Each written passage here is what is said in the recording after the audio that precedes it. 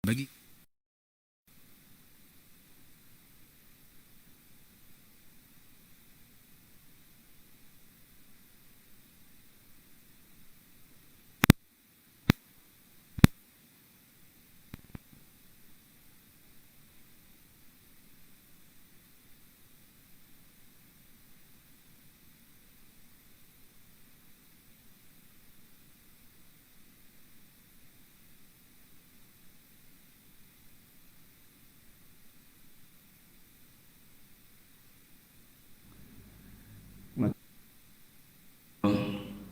ingkang kependet kitab tauhid, kita masuk pada pembahasan bab la yaqulu abdi wa amati.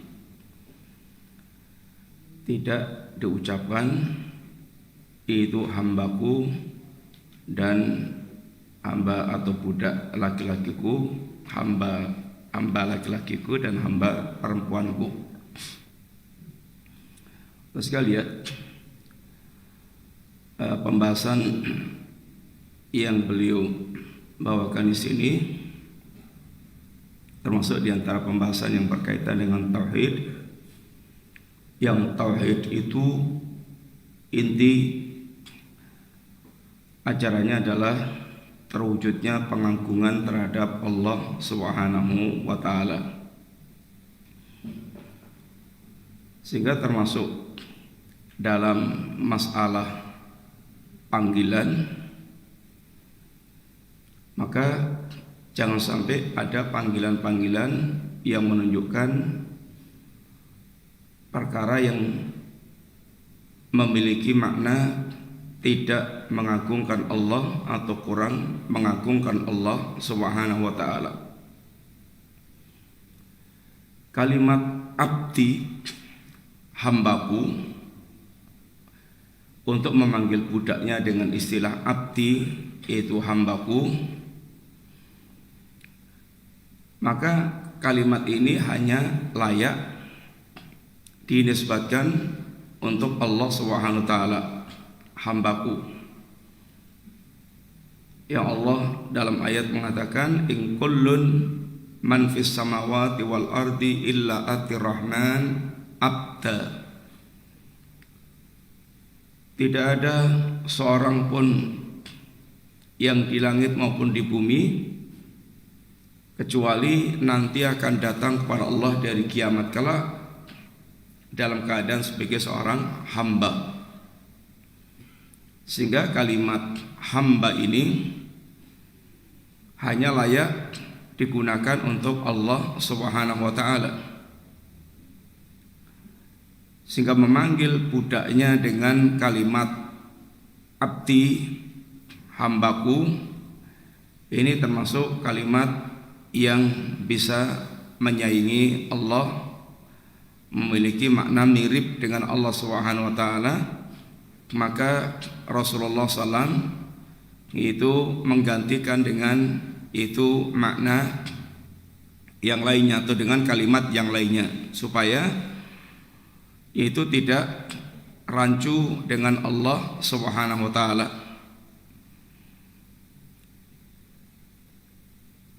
Dibawakan itu dalil oleh beliau dalam riwayat Sahih Bukhari dan Sahih Muslim dari Abu Hurairah radhiyallahu anhu, Rasulullah SAW katakan, la yaqul ahadukum at'im rabbak waddi rabbak wal yaqul sayyidi wa maulaya wa la yaqul ahadukum abdi wa ammati wal yaqul fataya wa fatati wa ghulami. Janganlah salah seorang di antara kalian mengatakan at'im rabbak, berilah makan atau hidangkan makan untuk Rabbmu, wal yaqul sayyidi wa maulaya, tapi ucapkanlah sayyidi, tuanku, wa maulaya, itu sama, ini tuanku. Wala yaqul ahadukum, dan jangan salah seorang di antara kalian mengatakan abdi wa amati, hambaku laki-laki, hambaku perempuan. Wal yaqul, tapi mengucapkan fataya wa fatati wa gulami, itu pemudaku atau pemudiku, atau gulami itu budakku. Yang intinya ungkapan-ungkapan ini untuk menggantikan lafaz yang tidak layak untuk ini digunakan. Bapak sekalian, Nabi melarang kita menggunakan kalimat Rob. Ar-Rob ini adalah nama Allah Subhanahu wa taala, Rabbul Alamin. Alhamdulillahi Rabbil Alamin. Ar-Rob itu satu di antara asma Allah Subhanahu wa taala. Penggunaan nama Rob, Bapak sekalian, dalam beberapa riwayat yang Nabi sampaikan dan dijelaskan oleh para ulama, kalau kata Ar-Rob itu dimutlakan, lepas Ar-Rob itu, maka ini hanya boleh digunakan untuk Allah Subhanahu wa taala. Rob itu maksudnya adalah Allah Subhanahu wa taala. Tapi kalau Rob ini disandarkan pada kalimat yang lainnya, maka dibolehkan kalimat Rob ini untuk ini digunakan di kalangan manusia. Umpamanya Rabbud Dar, pemilik rumah. Rabbul Ibil, pemilik onta. Penyandaran seperti ini dibolehkan di dalam ini penggunaan seperti yang pernah kasus Abdul Muthalib ketika menghadapi Abraha yang akan menghancurkan Ka'bah. Waktu itu Abdul Muthalib sarankan kepada penduduk Quraisy untuk menyelamatkan diri ke bukit-bukit. Gak mungkin bisa menghadapi pasukan Abraha. Kemudian ketika Abraha memanggil Abdul Muthalib, maka Abraha tercengang dengan kalimatnya Abdul Muthalib yang menunjukkan tentang kerendahan Abdul Muthalib, sangkaan Abraha. Kata Abraha, laqad kunta a'jabtani hina ra'aituka. Saya sempat heran kepada engkau, saya sempat kagum kepada engkau ketika melihatmu wahai Abdul Muthalib. Thumma qad zahidta fika hina kallamtani. Tetapi kemudian engkau menjadi rendah di mataku, kewibawaanmu hilang setelah engkau berbicara kepadaku.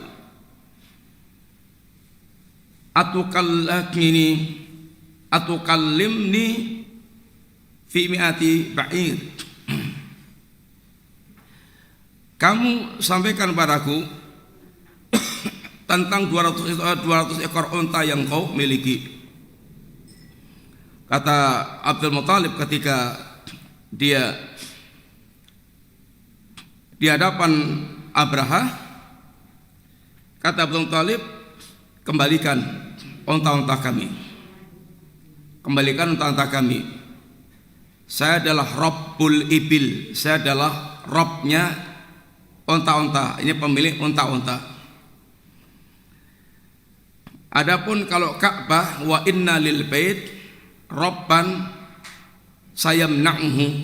Adapun Ka'bah ini ada pemiliknya sendiri yang akan menjaganya dari para perusak. Bapak sekalian, ucapan Abdul Muthalib ini di satu sisi menunjukkan bagaimana yakinnya Abdul Muthalib tentang Allah Subhanahu wa taala, dan secara umum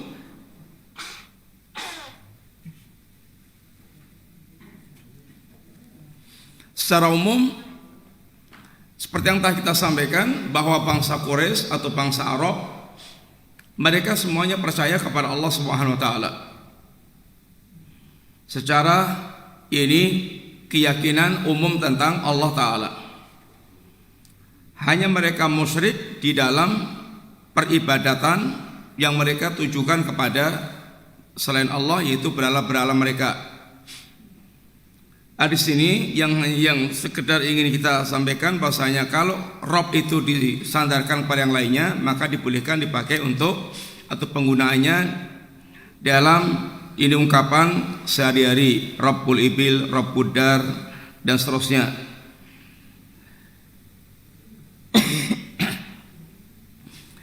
Ini diantara penggunaan kata Rob, sehingga kalimat yang diajarkan di dalam bab ini, sekalian, bab ini intinya mengajarkan pada kita agar seorang mukmin yang bertauhid dia memiliki adab dalam mengungkapkan kalimat-kalimat yang diantaranya adalah sesuatu yang hanya layak dinisbatkan kepada Allah, maka jangan dipakai dalam ungkapan yaitu untuk manusia dalam rangka untuk mengagungkan Allah Subhanahu wa taala. Di antaranya kalimat yaitu abdun, yaitu kalimat yakni Rabb dan abdun. Kalimat ar-Rabb layaknya hanya untuk Allah Subhanahu wa taala, dan kalimat abdun juga layaknya adalah untuk Allah, itu abdi, hambaku, layaknya hanya nisbat kepada Allah taala. Adapun kalau kita memanggil budak, kalau sini nggak ada budak, tapi di zaman dulu bangsa Arab atau mungkin suatu saat ada peperangan bisa kemudian mendapatkan budak, maka untuk memanggil budaknya maka jangan panggil dengan abdi wa ammati, karena itu adalah menunjukkan persaingan dengan Allah Subhanahu wa taala. Riwayat ini memberikan faedah satu, an-nahyu an isti'malil alfat allati tuhimu syirik. Larangan menggunakan lafaz-lafaz yang akan bisa itu memberikan kesan penyekutuan atau kesyirikan. Lafaz tadi ini Rabbi, budak memanggil tuanya dengan Rabbi. Rabbi itu layaknya hanya untuk Allah Ta'ala. Rabbana atina fid dunya. Ini adalah Rabb, kalimat Rabb itu layaknya hanya untuk memanggil Allah Subhanahu wa taala. Maka panggilan budak kepada tuanya jangan Rabbi, tapi Sayyidi, yakni tuanku. Demikian pula ketika tuannya memanggil budaknya, jangan panggil abdi. Yang kalimat abdi ini layaknya hanya untuk Allah kepada hambanya, abdi. Maka suruh ganti dengan ini fatati, fataya, gulami. Ini kalimat-kalimat untuk mengganti supaya ada nilai pengagungannya kepada Allah, sehingga tidak menyerupai Allah Subhanahu wa taala. Yang kedua, saddut turuq al-musilah ila syirki, yaitu menutup celah yang akan mengantarkan kepada ini syirik. Ini Rasulullah SAW adalah orang yang telah mengajarkan kepada kita menutup semua celah yang akan mengantarkan kepada syirik, baik itu lafaz maupun dalam bentuk ucapan-ucapan. Belum syirik, belum sampai terjatuh dalam syirik, tapi ini adalah ungkapan atau wasilah yang bisa mengantarkan kepada perbuatan syirik. Umpamanya Bapak sekalian, wasilah-wasilah yang ditutup oleh Nabi supaya kita tidak terjerumus dalam syirik, umpamanya dalam masalah lafaz. Nabi melarang kita menggunakan lafaz yang memiliki makna penyamaan dengan Allah, seperti masya Allah wa syi'ta, apa yang Allah kehendaki dan kamu kehendaki. Ini dilarang oleh Nabi karena wawunya di situ menunjukkan penyamaan antara Allah dengan manusia. Lalu Nabi rubah supaya diganti dengan thumma masya Allah thumma syi'ta, apa yang Allah kehendaki kemudian yang kamu kehendaki. Ini menunjukkan tertib urutan. Kalau wa tadi menunjukkan penyamaan, sehingga menyamakan Allah dengan makhluk. Apa yang kamu kehendaki dan yang engkau kehendaki, apa yang Allah kehendaki dan apa yang engkau kehendaki. Ini adalah menyamakan Allah dengan makhluk. Tapi kalau diganti dengan summa, itu artinya urutan. Apa yang Allah kehendaki kemudian apa yang kamu kehendaki, sehingga menunjukkan perbedaan antara kehendak Allah dengan kehendak manusia. Kemudian juga Nabi melarang ghulu, dan telah kita bahas dulu, yaitu bersikap berlebihan terhadap kuburan para nabi atau kuburan orang-orang saleh. Dalam masalah kuburan kita dilarang ghulu. Kuburan dalam Islam itu, Bapak sekalian, hanya sekedar gundukan tanah. Tahu kalau itu kuburan, supaya tidak dihinakan, tidak diinjek-injek, tidak diduduki, tapi tidak boleh kemudian disikapi dengan hulu. Yang Nabi larang kita untuk membuat semen di atas kuburan, menyemen kuburan, membuat kijing, membuat rumah-rumahan, membuat apalagi dibuat kayak istana. Tidak boleh pula kita untuk memberi lampu-lampu di kuburan. Ini semuanya hal-hal yang dilarang oleh Nabi. Dan semua yang dilarang Nabi ini justru rata-rata yaitu dilanggar oleh kaum muslimin. Dalam masalah kuburan rata-rata yaitu kaum muslimin yaitu melanggarnya. Kemudian juga Nabi melarang kuburan itu dijadikan masjid.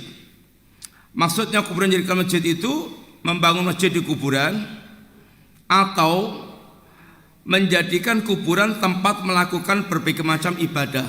Salat di kuburan, doa di kuburan, zikir di kuburan, baca Quran di kuburan, wirid di kuburan. Apalagi kemudian mengkhususkan kuburan-kuburan orang-orang yang dianggap saleh. Ini sangat berbahaya.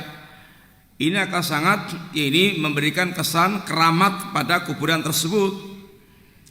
Sehingga Rasulullah SAW menutup semua celah berkaitan masalah kuburan ini. Karena kuburan telah menjadi fitnah yang mengantarkan kepada syirik pada zaman kaumnya Nabiullah Nuh alaihissalatu wassalam. Sehingga urusan kuburan Nabi sangat memperhatikan sekali, karena kuburan telah menjadi wasilah terjadinya kesyirikan. Maka tidak ada dalam Islam mengajarkan Nabi yaitu membangun kuburan dengan bangunan-bangunan yang macam-macam. Apalagi kemudian didatangi secara rutin untuk acara-acara tertentu, melakukan amal-amal di kuburan. Ini semuanya termasuk pelanggaran terhadap larangan Rasulullah SAW. Termasuk Nabi melarang salat waktu terbitnya matahari dan tenggelamnya matahari. Ini dua waktu yang dilarang oleh Nabi. Waktu matahari muncul dan waktu matahari tenggelam. Ini adalah kebiasaan atau waktunya orang musyrik. Dia sujud kepada sesembahannya, dan kita dilarang oleh Nabi untuk sholat di waktu tersebut. Kemudian Nabi melarang safar dengan niat takarrub, dengan niat yaitu mendekatkan diri kepada Allah, sehingga sifatnya adalah religius, ibadah, kecuali ketiga masjid. Masjid Haram Makkah, Masjid Aqsa, Masjid Nabawi. Selain itu tidak boleh kita secara khusus meniatkan safar ke selain tiga tempat ini dengan niat yaitu takarrub kepada Allah, dengan niat mendekatkan diri kepada Allah Ta'ala. seperti kebiasaan masyarakat kita wisata religi ke kubur-kubur, maksudnya itu ke kuburnya para wali. Kemudian entah di kuburan itu ngapain, dari minimal melakukan bid'ah sampai bisa syirik. Ada yang di kuburan mungkin minta kepada penghuni kubur, atau ngalah berkah, atau sekedar pengen baca-baca wiritan atau pengen berdoa kepada Allah di sisi kuburnya orang saleh yang dianggap lebih manjur. Ini semuanya bisa menjadi wasilah kepada kesyirikan. Dan ini kebiasaan yang banyak dilakukan di tengah-tengah masyarakat ini kaum muslimin. Tapi justru yang menggerakkan adalah para kiai-kiai, sehingga digerakkan untuk keliling ke kuburan-kuburan yang dianggap memiliki nilai kekeramatan karena memiliki nilai kewalian. Sehingga kalau sudah kuburan itu diumumkan sebagai kuburannya wali, biasanya terus orang berbondong-bondong ke kuburan tersebut. Walaupun tadinya kuburan mati, tapi kalau kemudian sudah orang ada menghidupkan kuburan itu dan mulai dikeramatkan atau diumumkan kekeramatannya, maka akan banyak orang yang datang ini ke kuburan-kuburan tersebut. Kemudian juga termasuk yang dilarang oleh Nabi adalah bersikap ghulu, berlebih-lebihan terhadap Nabi maupun para orang saleh, baik dalam hal pujian maupun perlakuan-perlakuan. Tidak boleh kita memuji Nabi atau orang saleh di atas batas kewajarannya. Nabi melarang para sahabat untuk memberikan pujian-pujian kepada Nabi, yang itu merupakan haknya Allah Subhanahu wa taala, sehingga mengangkat Nabi ke derajat ketuhanan. Sebagaimana para sahabat pernah mengatakan Nabi di tengah kita, para sahabat mengatakan tidak ada ini amalan yang kalau ditinggalkan menjadi kafir seperti sholat. Kalau sholat,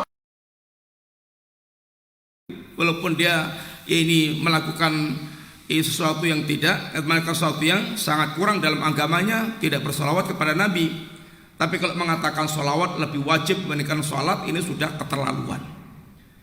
Dan ini ungkapan-ungkapan yang banyak ini di kalangan orang-orang yang mengajarkan seperti itu. Ini termasuk sikap ghulu kepada Nabi juga. Kemudian juga Nabi melarang kita untuk ghulu juga kepada orang-orang soleh. Maka banyak cerita khurafat di kalangan orang-orang yang mereka ghulu pada orang soleh ini. Contohnya umpamanya cerita tentang Syekh Abdul Qadir Jailani. Syekh Abdul Qadir Jailani satu saat melihat ibu-ibu yang nangis terus karena anaknya mati, dicabut malaikat maut. Terus Syekh Abdul Qadir Jailani merasa terenyuh, langsung dikejar itu malaikat maut, tarung dengan malaikat maut sampai malaikat maut kalah. Terus keranjang numplak sehingga dikembalikan lagi ruhnya anak itu sehingga hidup lagi. Ini sudah cerita yang keterlaluan juga. Bagaimana Syekh Abdul Qadir Jailani kemudian ngejar malaikat maut sehingga tarung dengan malaikat maut. Wong Syekh Abdul Qadir Jailani juga mati juga meninggal juga. Ini cita-cita khurafat yang banyak tersebar di kitab-kitab yang mereka sering baca-baca, sehingga bersikap ghulu, sehingga beristighosah juga dengan Syekh Abdul Qadir Jailani dengan yang lain-lainnya. Ini adalah keyakinan khurafat yang banyak tersebar di kitab-kitab yang mereka ini yakini hal-hal tersebut. Kemudian di antara yang ditutup oleh Nabi juga, Bapak sekalian, yaitu haramnya gambar. Haramnya gambar dan patung-patung. Ini adalah Nabi sebutkan dengan banyak hadis.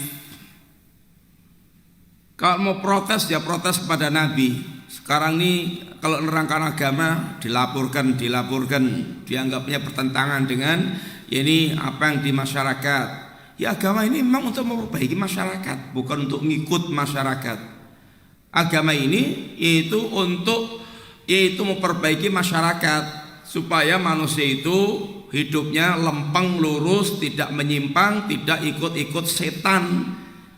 Kalau kita membacakan hadis apa yang Nabi sampaikan, itu adalah peringatan buat kita khususnya kaum muslimin. Kalau kita muslim hendaknya perhatian dengan ajaran Rasulullah sallallahu alaihi wasallam.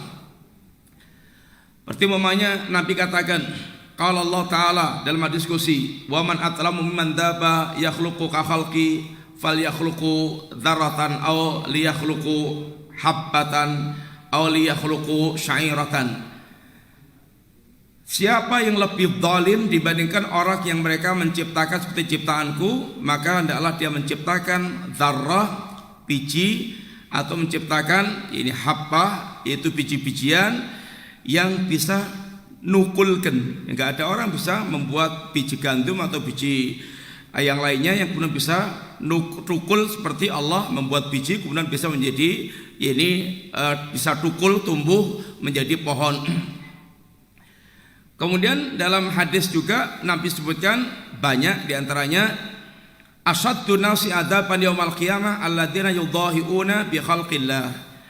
Manusia yang paling keras azabnya dari kiamat kelak adalah orang yang mereka menyerupai makhluk Allah atau menyerupai ciptaan Allah, yaitu para penggambar dan para perupa. Ini para penggambar makhluk hidup dan para pembuat patung. Kemudian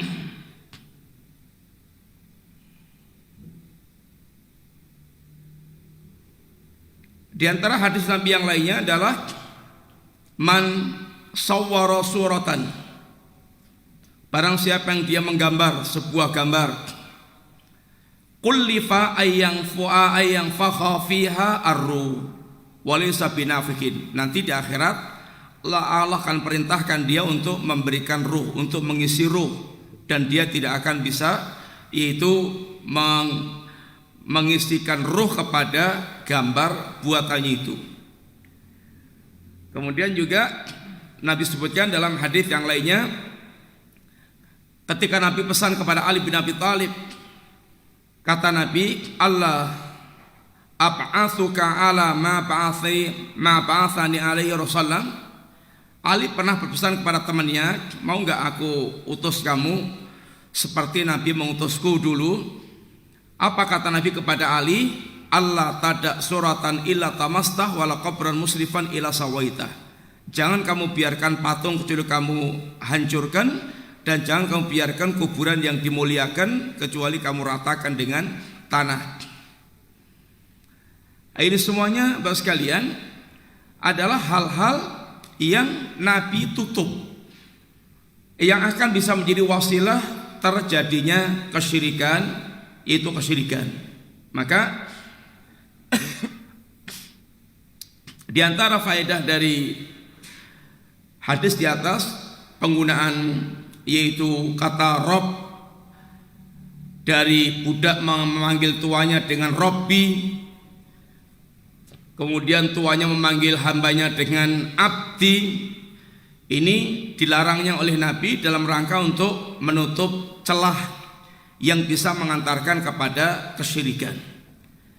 Robbi berarti seperti menyamakan tuanya dengan Allah, yang panggilan Robbi hanya layak ditujukan kepada Allah Ta'ala. Demikian pula panggilan tuanya kepada budaknya abdi, hambaku, ini hanya layak panggilan Allah kepada kita semuanya, hamba-hamba Allah. Maka Nabi merubah lafaz itu agar tidak rancu dan tidak mengarah kepada penyamaan kepada Allah Subhanahu wa taala. Kemudian dzikrul badil alladzi la mahdhura fihi liyastakmala makana ma fihi mahdhurun minal alfaz. Menyebutkan gantinya. Kalau kita melarang sesuatu, hendaknya memberikan alternatif gantinya sehingga orang tahu apa gantinya apa. Tadi Nabi gantikan Robbi dengan Sayyidi, boleh manggil ini tuanya dengan sayyidi atau maulaya.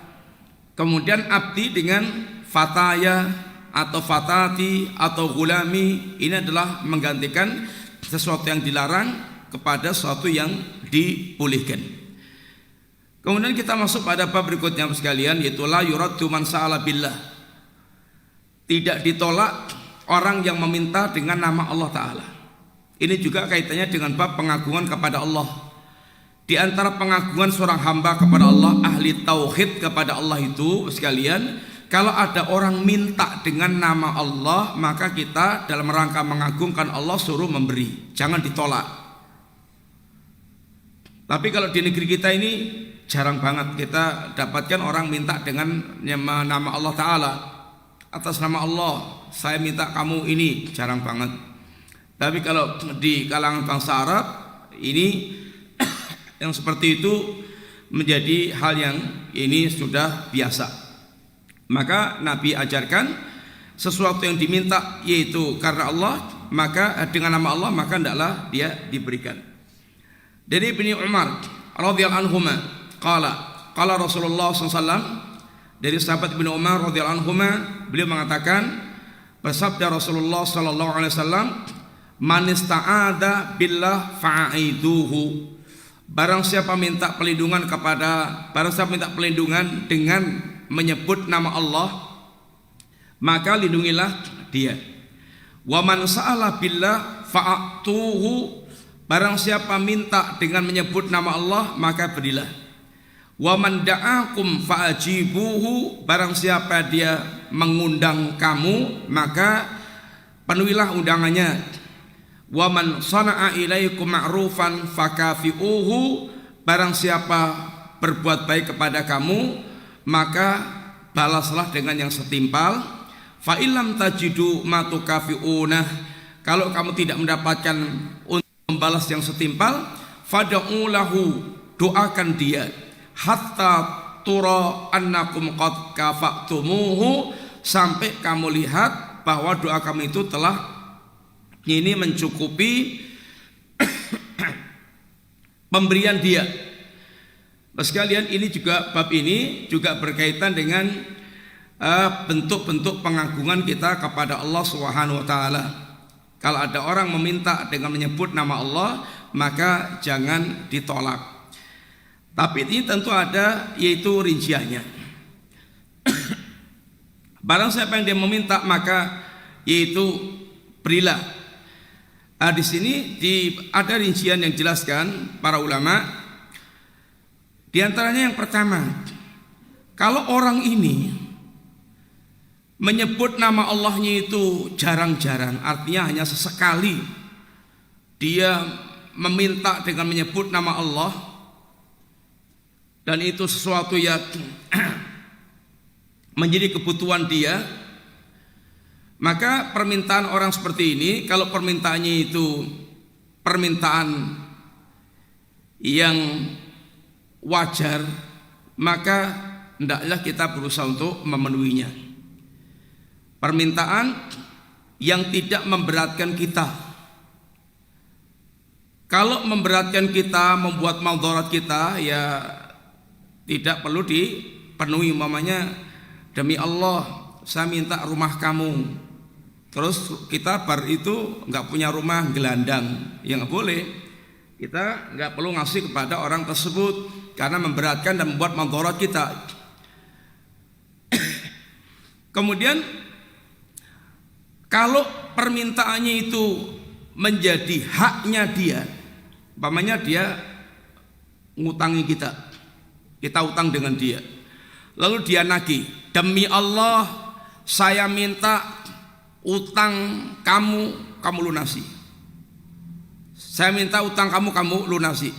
Maka ketika dia menggunakan nama Allah itu, hendaknya dia segera melunasi utangnya dalam rangka untuk mengagungkan Allah Subhanahu wa taala.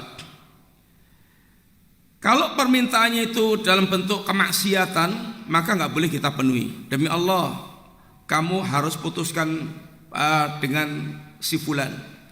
Nggak bisa. Ini ada permintaan yang haram, tidak boleh kita ini penuhi. Kemudian Kalau orang itu minta dan kita ketahui orang itu memang menggunakan nama Allah itu sembarang kalir dia membawa nama Allah dan sukanya minta-minta, maka tidak perlu kita penuhi. Dia telah meremehkan, yaitu membawa nama Allah untuk kepentingan ini dia. Yang ini akan bisa mengantarkan pada peremehan dan perendahan terhadap Allah Subhanahu wa taala, sehingga Allah dibawa-bawa terus kemana-mana. Jual beli juga ini dengan menyebut nama-nama Allah, meminta dengan menyebut nama Allah terus. Ini adalah termasuk diantara bentuk perendahan dan tidak mengagungkan Allah Subhanahu wa taala. Wa man ista'adza billah fa'idu. Dan kalau barang siapa yang dia meminta perlindungan dengan menyebut nama Allah, maka lindungilah orang tersebut. Dia punya mungkin kena, atau dia mungkin terancam mara bahaya, kemudian datang kepada kita, kemudian minta perlindungan kepada kita dengan menyebut nama Allah, maka dalam rangka untuk mengagungkan Allah, orang itu supaya dilindungi. Wa man da'akum fa'ajibuhu. Barang siapa mengundang kalian, maka penuhilah undangannya itu. Para ulama menyebutkan ada undangan dipilah-pilah, ada undangan walimatul urus, undangan pernikahan, ada undangan non pernikahan. Kalau undangan pernikahan, selama di majelis itu atau memenuhi persyaratan untuk kita datang, maka wajib untuk mendatanginya. Di antaranya tidak ada maksiat di dalam majelis itu, tidak ada maksiat. Kemudian tidak memberatkan kita. Umpamanya orangnya di Papua sana ngundang kita di Jogja sini. Kamu tahu undang ya walimah di mana? Di Papua. Ya memberatkan banget, maka untuk ke sana menjadi tidak wajib. Tapi kalau hanya di wilayah-wilayah Jogja bisa dijangkau, kemudian acaranya nggak ada maksiatnya, nggak ada ya ini unsur-unsur kemaksiatan, maka kita diwajibkan untuk ya ini datang undangan walimah tersebut. Kalau undangannya selain undangan walimah, para ulama menyebutkan tentang sunahnya untuk memenuhi undangan tersebut, tapi tidak sampai pada ini derajat wajib. Wa man sana'a ilaikum,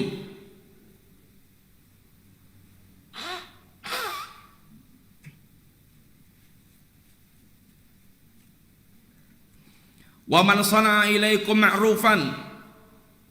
Barang siapa berbuat baik kepada kamu, entah macam-macam, mungkin ngasih baju, mungkin ngasih makanan, atau mungkin berbuat baik apa, fakafi'uhu, maka balaslah kebaikan itu dengan yang sepadan.